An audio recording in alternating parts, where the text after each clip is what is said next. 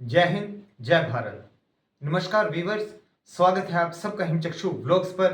आज के इस व्लॉग में मैं अपनी ज़िंदगी की एक सच्ची घटना आपके साथ शेयर कर रहा हूँ। ये बात है 1999 की, जब कारगिल का युद्ध हुआ था, जिसमें विजय ऑपरेशन जो है वो चलाया गया था और पाकिस्तान ने जो हमारी कारगिल की पहाड़ियों पर हमारे जो मोर्चे थे उनके ऊपर कब्जा किया हुआ था, उनसे वो कब्जे छुड़वाए थे। उस युद्ध के दौरान की ये एक घटना है। उसमें मेरी ड्यूटी जो है वो उधमपुर में थी। उधमपुर का एक चनैनी नाम का जगह है और उस जगह में हमारा हेडक्वार्टर था। और हमारी जो 16 बटालियन थी सीआरपीएफ की, वो जो हाईवे है जो श्रीनगर को जाता है, उधमपुर से लेकर पत्नी टॉप से लेकर और टनल तक, वहाँ तक हमारी ड्यूटी थी। और जो हाईवे है उसको दोनों तरफ से हमारी जो कंपनी थी वो कवर करती थी और हम प्रोटेक्शन देते थे आर्मी की गाड़ियों को आगे जाने के लिए।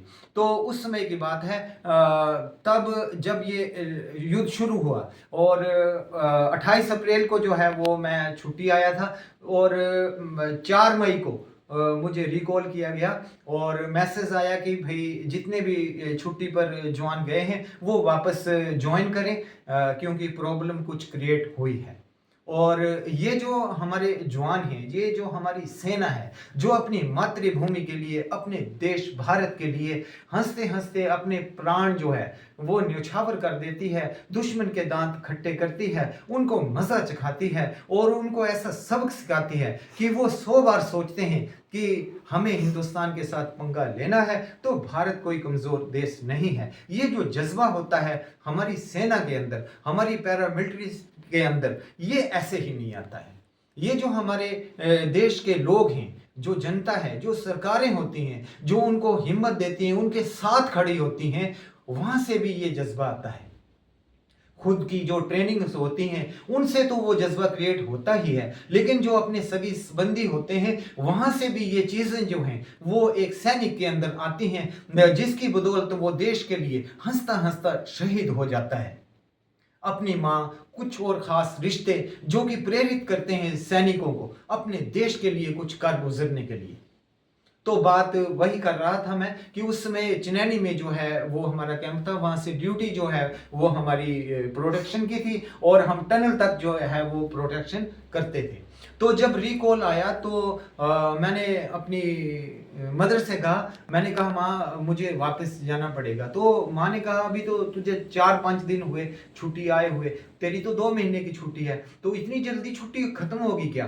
तो तब मैंने बताया कि माँ ऐसी ऐसी बात है, जो हमारा कारगिल का इलाका है वहाँ पर दुश्मन जो हैं हमारे पाकिस्तानी, जो उन्होंने जो है धोखे से जो है वहाँ पर ऊपर गद्दारी कर कर जो है ऊपर कब्जा कर लिया है।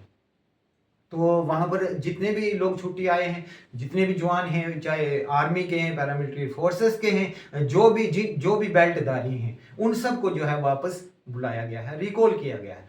तो ड्यूटी तो ज्वाइन करनी पड़ेगी, तो मुझे जाना पड़ेगा। तो इतना सुनकर माँ थोड़ी सीरियस हुई और उनके शब्द ने निकले कुछ और वो आंखों से उनके थोड़े आंसू भी आए और उन्होंने सिर्फ इतना ही कह सके वो कि ठीक है बेटा जाओ।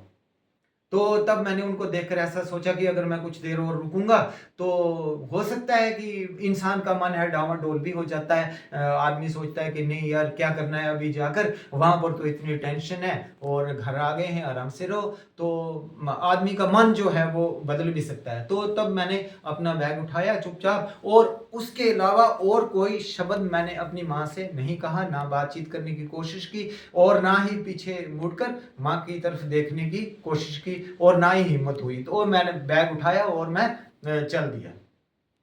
तो ये बात मैं इसलिए शेयर कर रहा हूं आप सबसे कि जो हमारी आर्मी है, जो हमारी सेना है, जो मातृभूमि के लिए लड़ते हैं, जो हमारे भारत की शान के लिए लड़ते हैं, हमारा सबका कर्तव्य है कि ऐसे समय में जब कोई दुश्मन देश अटैक करता है और बुरी नीयत रखता है हमारी सरहदों के लिए और हमारे देश को नुकसान पहुंचाने के लिए, उस समय हमें एकजुट होकर उनका साथ देना चाहिए। जैसे हमारी आर्मी है वो मूवमेंट करती है, रास्ते में कानवाई चलती हुई सबको दिखाई देती है।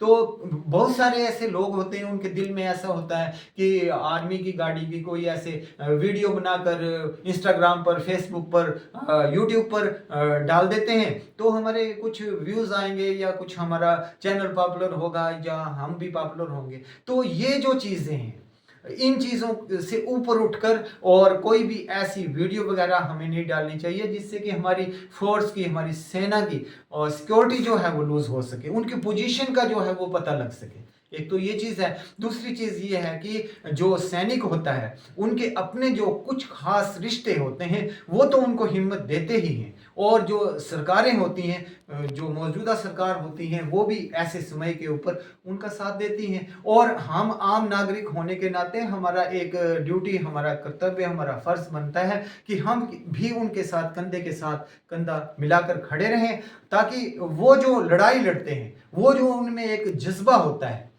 वो कायम रहे और वो आगे बढ़े, और हम उनका साथ दें और अपने देश के लिए अप्रत्यक्ष रूप से पर्दे के पीछे से रहकर भी हम अपने देश की हेल्प कर सकते हैं। अपने सैनिकों के लिए कुछ अच्छा सोच के, कुछ अच्छा बोल के, कुछ अच्छा करके।